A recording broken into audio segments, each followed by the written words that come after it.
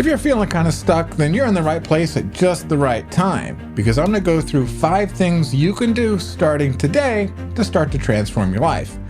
Make sure to stay for all 5 because I'm going to cover a couple of things you may not have heard before. And I get it, we've all been there. You're getting too comfortable, your day-to-day routine is getting stale, and you're starting to feel this urge to make some changes and kind of up your game. As a lawyer, I've seen and been a part of a lot of people's life changes, particularly financial changes, but most people don't get to be my age without having gone through several life transformations themselves. I'm here to go through 5 changes you can make right now to go from a pretty good life to a great life. First thing I want to talk about before going through the list is how to use the 5 tools we're about to cover. The concept is the idea of sustainability. What I mean by that is you don't want to make any change that you're not going to follow through on for a long time, preferably the rest of your life. Do something once and nothing changes. Do something 20 times and then you've got a habit. Do that habit 100 times and you've changed the trajectory of your life. That's what I'm talking about here. First steps. The reason most changes don't last is because they're too big too soon. How many times have you joined a gym in January only to forget where the gym is in February because, you stopped going after the first week? A big change might make for a great day, but it won't make for a great life because big changes are almost never sustainable. So as you implement these tools, take baby steps. Make small changes, then add to them over time as the small changes start to compound and eventually turn into big changes. One last thing, this isn't meant to be a full-on 100% how-to. My goal here is to lay out some simple first steps that you can build on once they've become a habit. So let's get to the list. I can talk about this because I've been there. I've been over 320 pounds. We're talking morbidly obese. In fact, my stepfather told me at 18 that I would never amount to anything until I got my weight under control. That was harsh and not particularly true. I still went to law school and became an attorney and have helped tens of thousands of people, but it was a lot harder than I think it would have been had I taken my health more seriously. Fit, healthy people are generally more successful, make more money, and tend to have more fulfilling relationships than overweight and unhealthy people. It's not fair, but it's a fact. With that in mind, let's first look at diet. In my case, I finally made specific and sustainable changes to my diet. This is a classic before and after you'll see on the screen. You see me last April at around 210 at that point, and then the second picture was last December at about 148. The crazy thing for me was that for the first time in my life, I actually got too thin. I never imagined that could happen, and when you've been at times over 100 pounds or more overweight, you start to develop kind of body dysmorphia.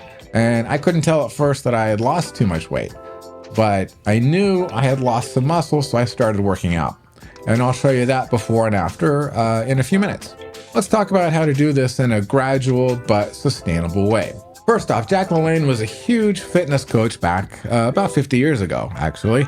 Kind of the original fitness influencer. And he summed it up beautifully, I think. He said, diet is king, exercise is queen, and together they make a kingdom. So at least 80% of your health comes from what you eat.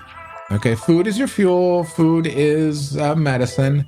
Really, food is everything. Ultimately, yes, fat loss is about calories in and calories out. I know. In order to lose fat, you need to expend more energy than you take in. Basic stuff. But counting calories sucks. I know. So we're not going to do that. At least not as a first step. You can add that later, and believe it or not, you might actually want to once you start making real progress, but we don't want to start there. We aren't going to restrict or take anything away. We're going to add. What you're going to do is this. Add protein to your diet. The only number we're going to worry about is not calories, not carbs, but protein. The only change you're going to make is getting about 150 grams of protein in per day. I mean, we could be more specific, 1 gram per pound of body weight, but we're going simple, okay? 150 grams of protein. That's it. So you're not taking anything away. You're not cutting out carbs. You're not going keto. You're not fasting. None of that. As long as you get in your 150 grams of protein per day, you can eat anything else you want. I don't care. You're not restricting, okay?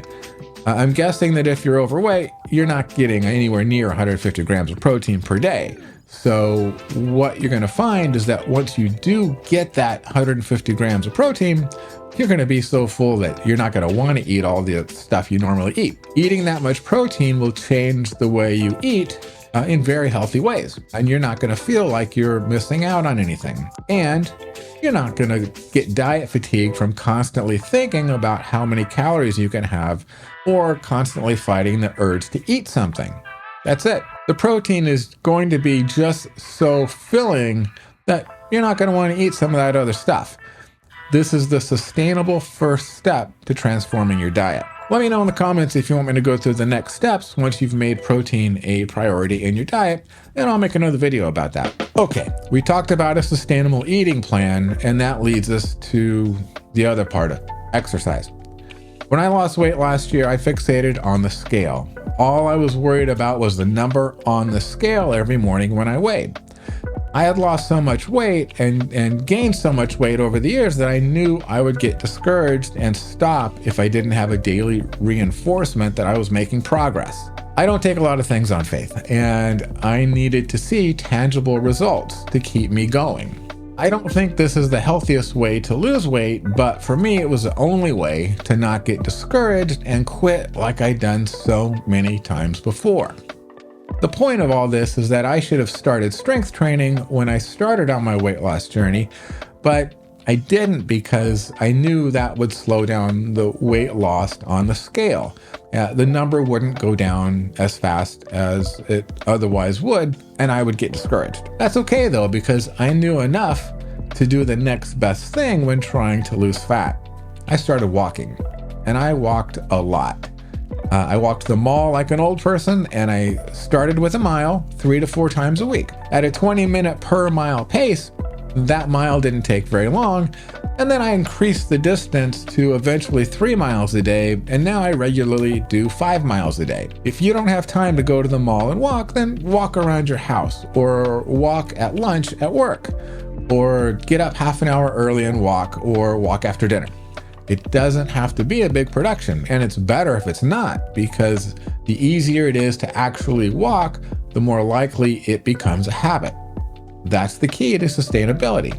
After much struggle, I finally learned that the number on the scale doesn't really matter because it doesn't tell you the full story of where you're at. The most important number is your body fat percentage. How much of that number on the scale is fat and how much is lean muscle? The scale doesn't tell us. And even if you have a smart scale, the body fat percentage is always off. I have a $400 smart scale, and the body fat percentage it gives me is really about half of what my body fat percentage actually is. And body fat percentage is the number you want. The best way to get that is a DEXA scan, which runs about $100. But you don't have to do that. You can use a tape measure and compare your measurements over time to what you weigh. If you're getting smaller or even your clothes start getting loose, but the scale isn't budging, then you're exactly where you want to be. Your fat tissue is being replaced by more dense muscle tissue and your body is getting smaller. That's perfect. As to me, back in April of this year, my DEXA scan put my body fat at 13%. I'm sure it's gone down from there in the last few months as I've continued to exercise and build more muscle without adding scale weight. Here's the before and after from December 2023 on my first day going to the gym. My weight was about 148 or so. And the after is from August of 2024, so about 7 to 8 months of progress. And at that point, I was weighing right about 170. Because I spent a lot of my life at and over 300 pounds, I do have a lot of loose skin, so I've really worked to fill out that loose skin with muscle. The point is this: if your health is important to you, and it should be, then all you need to do to start creating the healthy body we all want is to add protein to your diet and walk. We think it has to be some complicated program, but it doesn't. It's deceptively simple. Not easy by any means, but it's simple. That's the first 2 things you can do to level up your life. The next thing to do is get your finances in order. I'm a bankruptcy lawyer, and I've filed thousands and thousands of bankruptcies over the last 25 years of my legal career. I've pretty much seen it all, and I've come across patterns of behavior when it comes to money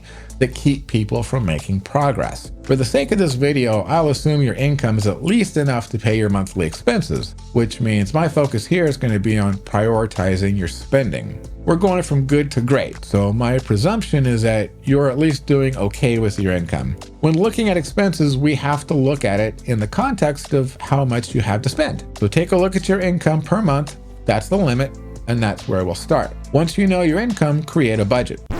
No, don't do that.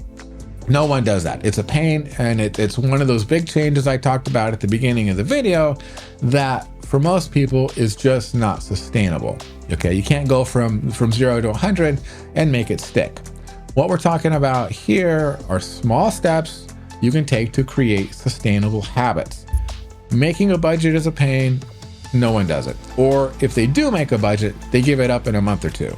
Instead, do what I call a soft budget. It's kind of a starter budget, but simplified and easy and doesn't take too much of your bandwidth to follow. And it can lead to a more formal budget in the future. First, make a list of your hard recurring expenses that happen every month and are relatively stable, okay, like rent, utilities, food, car payment, insurance, and gas. Add those up and just know that every month, the first whatever number of dollars that turns out to be are spoken for. Pay those bills at the beginning of the month if you're able, and set aside the amount you need for food and gas. Then you know that the rest of your income is for making progress. You have the foundation covered at the beginning of the month, and the rest of your money for the rest of the month is what you have to make decisions about where to spend. The next step is to set aside money for an emergency fund. Ideally, you'd like to have 3 to 6 months worth of expenses set aside. But if you're just starting out, we want to take small steps. So what we want to do is work that savings muscle. We want to put in the reps, okay? Even if you only set aside $20 a paycheck, that's enough. We're only working on creating a habit. And the amount you set aside isn't all that important right now. Now, take the rest of your income and make the minimum payments on any credit cards or personal loans you have. Just make the minimum payments on those. But pick one, usually the smallest debt or the one with the highest interest rate, and dump money into that one. The goal here is to tread water on your debts while hammering away at one debt at a time. Once that debt is paid, move on to the next one, then the next one, then the next one, until you've paid them all off and you're basically debt-free. For me, I'd start with the smallest so that you get quick feedback that you're making progress, which encourages you to continue.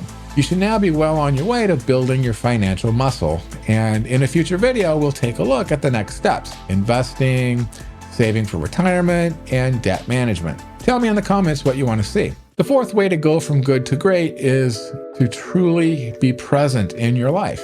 Okay, this may sound simple or woo-woo, but in practice, it's incredibly powerful and often overlooked. We live in a world that constantly pulls our attention in a million directions. Work, future goals, past regrets, doom scrolling, you get it. But here's the truth. The future doesn't exist yet, and the past is already gone. The only thing that's real is right now, the present.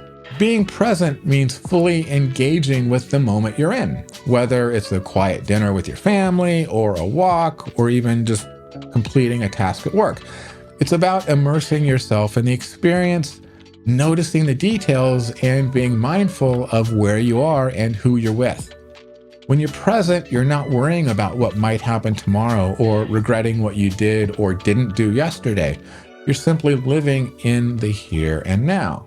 Let me share a personal story that highlights why this is so important. I have 4 kids ranging in age from 12 to 35. When my older kids were young, I was so focused on building a future that I often wasn't as present as I could have been. I was always thinking ahead about my career, finances, the future I wanted, and I justified it by telling myself that this focus on the future was for their benefit, that they would understand one day and would be better off for it. But I can tell you that most of the time I was just wrong. So often I was physically present, but my head was 1,000 miles away.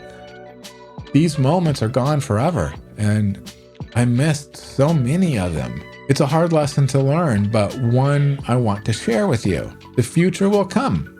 And when it does, it will be shaped by the present. The memories you're making today are the ones that will stay with you and your family forever. So my advice is to balance your time and focus. Yeah, work hard, plan for the future, but not at the expense of the present. Spend time with your kids, your partner, your friends, and truly be with them. Enjoy the little moments that might seem insignificant now, because you never know which ones will mean the world later to you and to them. Here's a practical tip. Start by setting aside time each day to be fully present. It could be 30 minutes of undistracted time with your family, or a quiet moment to yourself where you simply reflect on your day. Turn off your phone, clear your mind, and just be there. You'll find that this not only strengthens your relationships, but also brings a sense of peace and fulfillment that's hard to find when you're always focused on the next thing. Remember, you don't need to wait for a big event or a major milestone to appreciate life. Every moment is an opportunity to be present, to connect, and to live fully. And the more you practice being present, the more you'll realize that this is where the real richness of life lies. Finally, let's talk about the most critical part of any transformation: starting. Or what I like to call, get off your ass. Nothing changes unless you take action. But here's the thing. Starting is a lot of times the hardest part. So start now, no matter how small the step. You have to start before you can talk yourself out of starting. How many grams of protein have you eaten today? How many do you have left? Go for a walk. Add up your monthly expenses for your rent, utilities, car payment, insurance, food, and gas. If you have a family, take a minute to appreciate how lucky you are. If you don't have a family, take a few minutes to be grateful for what you do have. I bet you have more to be grateful for than you think. And secondly, you'll be able to look back and see how these little changes compounded over time allowed you to go from a good life to a great life. I hope you learned something, and if you made it this far, thank you. And please like and subscribe so you'll be notified when I post new videos.